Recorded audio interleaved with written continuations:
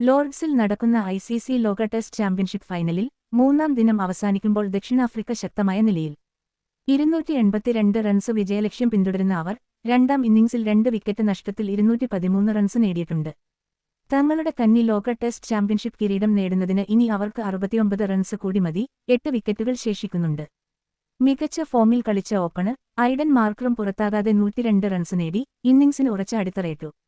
Captain Temba ബാവുമയുമായി 121 പന്തിൽ 65 ചേർന്ന് 143 റൺസിന്റെ നിർണായക കൂട്ടുകെട്ട് പടുത്തുയർത്തി. ഇത് മത്സരത്തിന്റെ ഗതി മാറ്റുന്നതിൽ പ്രധാന പങ്ക് വഹിച്ചു. മാർക്രമിന്റെ ടെസ്റ്റ് കരിയറിലെ 8ാമത്തെ സെഞ്ചുറിയാണിത്. ഓസ്ട്രേലിയക്കെതിരെ 3ാമത്തേതും.